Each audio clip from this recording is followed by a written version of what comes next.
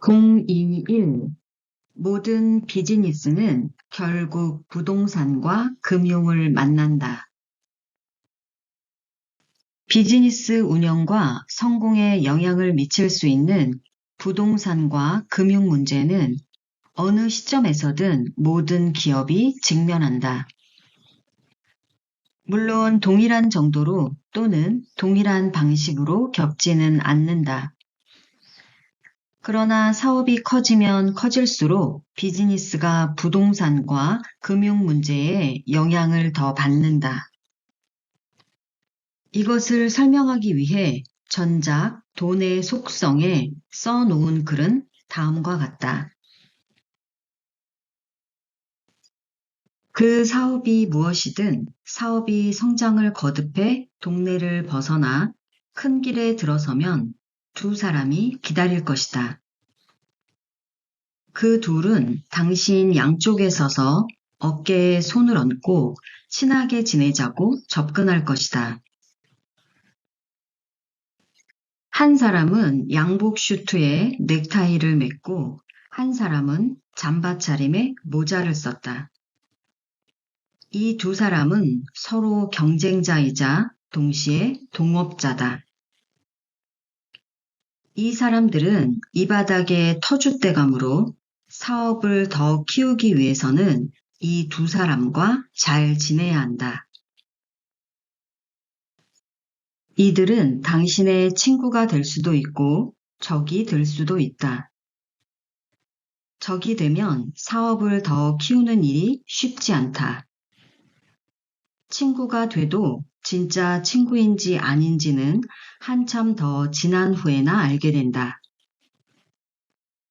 양복을 입은 사람은 금융이라 부르고 모자를 쓴 사람은 부동산이라 부른다. 흔히 생산의 3대 요소가 토지, 노동, 자본이라 한다. 농업이 중요시되던 시절에 나온 이론으로 현대식 생산의 3대 요소로 바꾸면 부동산, 산업체, 금융이다. 모든 사업은 부동산을 기반으로 한다. 어떤 사업이든 매장이나 사무실 혹은 공장이 있어야 하기 때문이다. 모든 부동산은 가치를 지니고 있고 이 가치는 정확한 수치로 산출된 실물 금액을 가지고 있다. 실물 가치를 지닌 변동적 자산은 모두 이자를 만들거나 배당을 지불한다. 부동산을 사용하는 사업체가 지불하는 임대료는 배당이나 이익에 해당된다. 임대료를 지불할 수 있는 사업체가 있다는 뜻은 부동산과 긴밀하게 연결돼 있다는 의미다. 임대료를 지불할 수 있는 것 자체가 부동산을 매입하거나 개발할 힘을 가진다. 따라서 부동산 소유자들과 긴장이 생긴다. 부동산 사용자가 될 수도 있지만 부동산 구매자가 될 수도 있는 것이다. 즉, 부동산을 살 수 있는 구매 자격을 가져 현재 사업체와 부동산을 연결하면 기존 사업 못지않은 지속적인 이익 구조를 만들 힘을 소유한 것이다. 결국 사업을 잘해서 어디든 매장을 열어도 임대를 낼 여력이 있는 회사를 소유했다면 수많은 부동산을 소유할 수 있는 자격이 생긴 것이다. 이때 금융이 도와 융자의 도움을 받으면 회사의 자산 구조에 사업체와 부동산 소유라는 두 가지 이익 구조가 나타난다. 상대적으로 부동산은 사업체보다 안전자산에 속하기에 수익에 비해 높은 가격에 거래되는 특성이 있다. 수많은 회사가 부동산을 소유할 수 있고 소유하고 있는 이유가 바로 이것이다. 사업체는 시장을 장악하고 성장률을 유지하기 위해 투자금을 모으고 인수합병이나 기업 공개를 통한 상장까지 가야 하는 상황에 놓이게 된다. 이 모든 과정에 금융은 관여하게 된다. 투자의 종류와 방향에 따라 금융 자본은 회사의 조직과 지분 그리고 이익 배분 방식을 결정하려 하고 이 협의에 따라 회사는 금융 조직과 동업의 길을 걷게 된다. 스타트업 회사 같은 경우에는 프리시드, 시드, 시리즈 A, 시리즈 B와 같이 연쇄적인 투자 진행을 받으며 지분을 희석하는 과정이 있고 자본의 금액과 성격에 따라서 창업자의 지분 이상을 요구하거나 신주 발행에 관여하는 식의 경영 참여를 하기도 한다.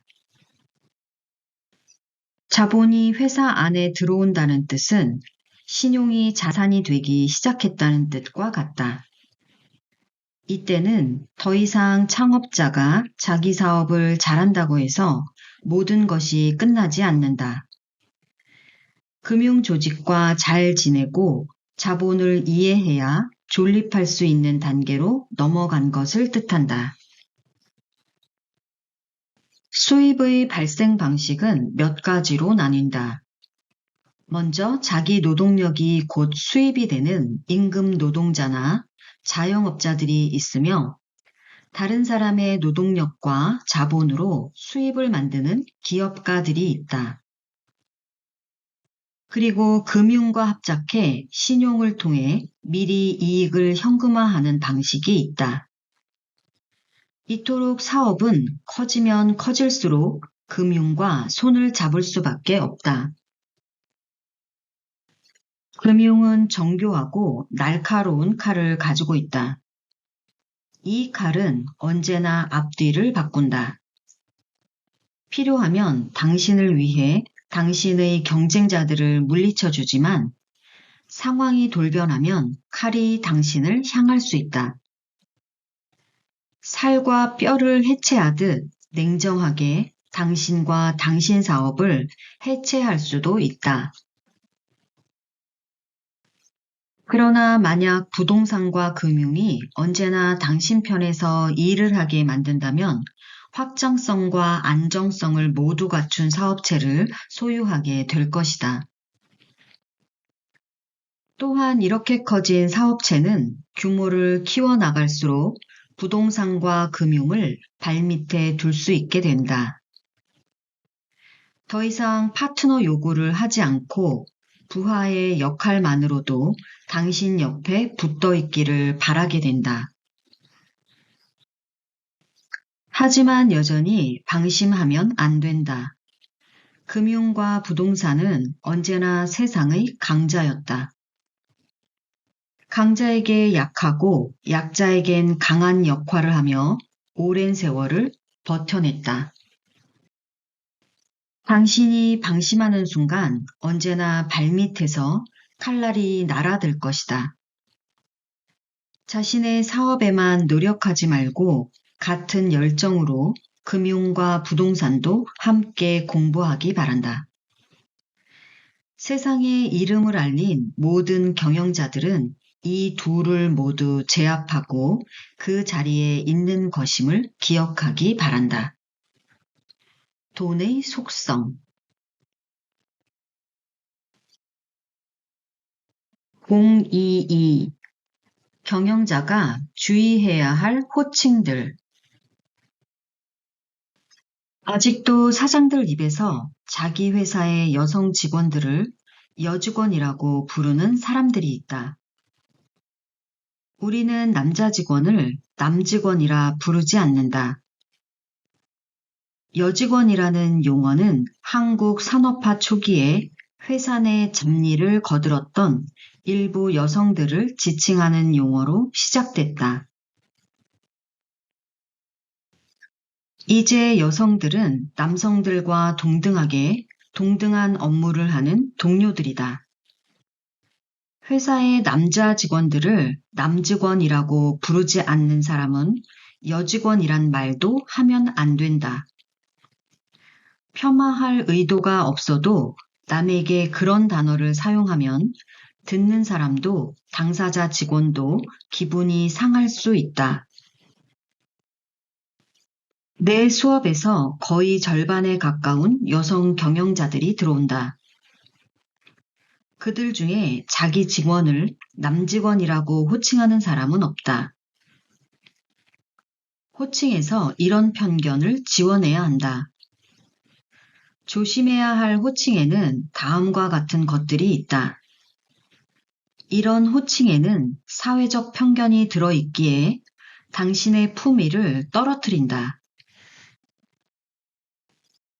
여직원, 여사장, 여배우, 정상인, 장애우, 처녀작, 여편네, 미망인, 학부형, 혼혈아, 탈북민, 조선족, 불법 체류자, 짱깨, 쪽발이, 잡상인, 군발이, 짭새, 미혼모, 촌놈, 빙부, 빙모, 외노자, 미숙아, 집사람, 안사람, 가정부, 배달부 등이다.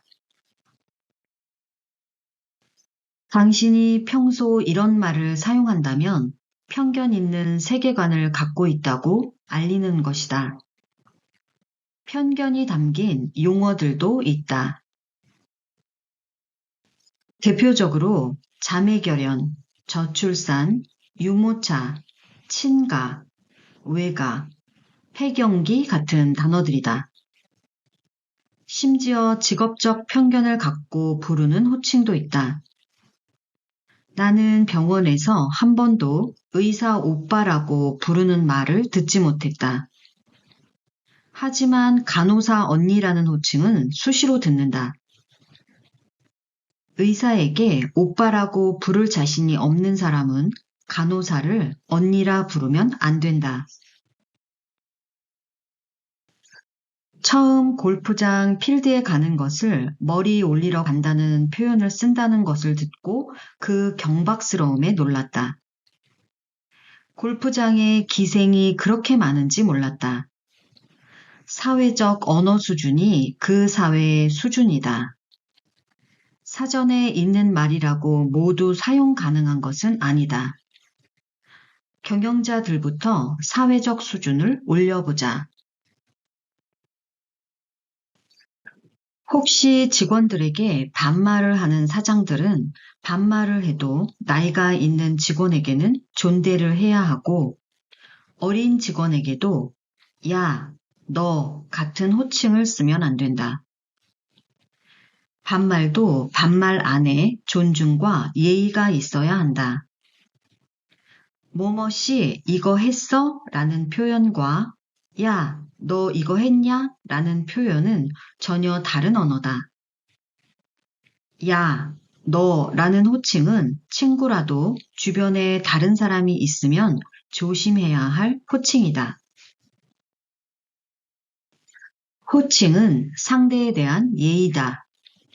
반말을 해도 상대에 대한 예의를 갖추면 말도 저절로 다정하게 나오게 된다. 야, 너, 얘는 호칭이 아니라 멸칭이다.